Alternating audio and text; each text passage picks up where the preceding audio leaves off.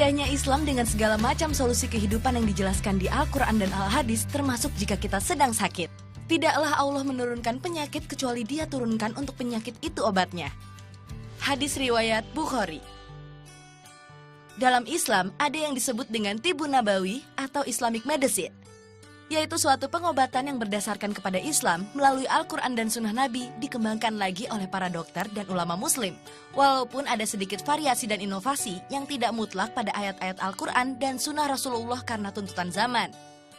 Berikut ini, Salihah punya informasi tentang obat herbal apa sih yang dianjurkan oleh Allah dan Rasulullah SAW. Yang pertama ada madu. Rasul mengajarkan konsumsi madu untuk mengobati diare. Sabda Nabi SAW, "Demi Allah yang aku dalam genggamannya, minumlah madu. Malaikat akan memohon rahmat pada penghuni rumah yang ada madu di dalamnya. Jika seseorang makan madu, 1000 obat masuk ke perutnya dan 1.000.000 penyakit keluar darinya."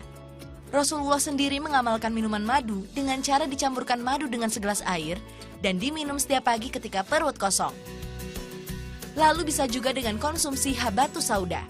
Diketahui bahwa Rasul pernah bersabda, "Jadi seperti biji hab al-sauda karena biji ini obat semua penyakit kecuali mati." Allah Ta'ala menunjukkan bahwa habatus sauda itu menghilangkan angin dalam usus dan juga dapat menghilangkan penyakit flu. Tepung talbinah. Tepung ini juga menjadi salah satu obat pada zaman Rasulullah. Tepung yang kembali populer ini berwarna merah keunguan dan sering dibuat bubur. Tepung talbinah dapat mengobati penyakit liver dan terkenal untuk mengobati penyakit lambung. Kemudian biji halba.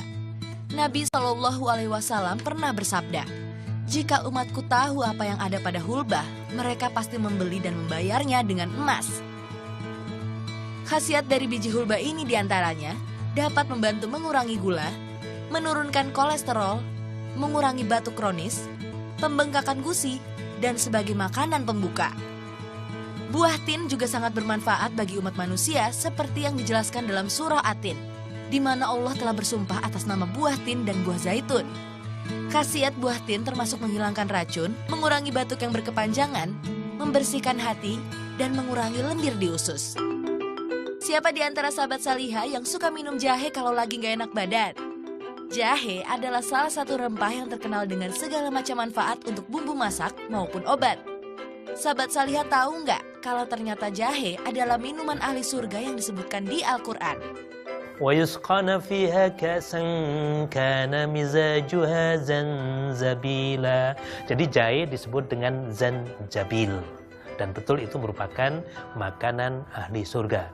Tetapi kita tidak usah berpikir bagaimana gambaran zanjabil. Karena di dunia ada orang yang tidak suka dengan jahe ya. Masa itu menjadi andalan makanan ahli surga? Lalu bagaimana orang yang tidak suka di dunia dengan jahe nanti dikasih jahe di surga? Tentu saja beda bentuk karakter rasanya antara di dunia dengan di akhirat di surga nanti. Selain obat herbal, Islam juga menganjurkan kita untuk melakukan pengobatan yang bersifat tindakan atau terapan, seperti pijat refleksi dan bekam. Nah, bekam belakangan ini adalah salah satu pengobatan yang terkenal ya sahabat Salihah.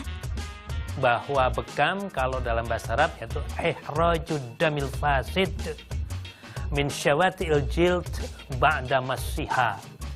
Mengeluarkan darah kotor ya, yang rusak dari permukaan kulit yang tipis setelah mengekopnya. Ya, itu sekali lagi definisi yang dibuat oleh para ulama kita terdahulu, belum melakukan dengan pendekatan penelitian. Tetapi untuk zaman sekarang, bekam atau cupping terapi atau hijama, yaitu sebuah metode pengobatan untuk mengeluarkan substansi patologis atau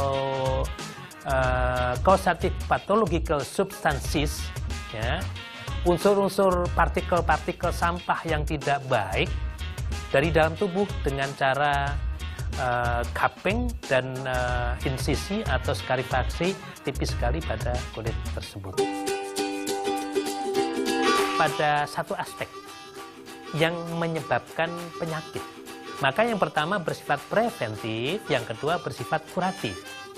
Bagi orang yang sehat, Dibekam tentu saja akan baik sekali. Karena apa? Menjadikan tubuh menjadi at-tawazun, homeostatis, berimbang. Ya. Sehingga homeostatis pasca bekam itu lebih baik daripada homeostatis alami sebelum dibekam. Karena apa?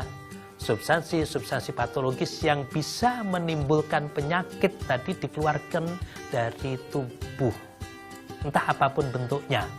Sehingga pasca bekam orang jadi enak, jadi nyaman, jadi ringan, jadi bahkan mudah ngantuk. Maka bagi orang-orang yang macam insomnia, yang kesulitan tidur, sulit tidur, dibekam itu mudah sekali, mudah sekali.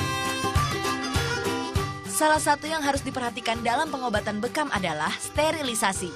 Bekam kalau dilakukan sembarangan, contohnya menggunakan alat yang tidak steril, akan menyebabkan infeksi atau penularan penyakit dan virus dari satu orang ke orang lain. Berarti harus selektif ya sahabat Salihah dalam hal memilih tempat bekam. Buat kamu yang belum pernah bekam dan pengen coba untuk lebih menyehatkan badan, bisa datang ke klinik bekam steril Asabil yang berada di daerah Tebet, Jakarta Selatan. Happy healthy sahabat Salihah. Setelah informasi Islamic Medicine tadi, Salihah punya informasi lainnya. Jangan kemana-mana ya sahabat Salihah.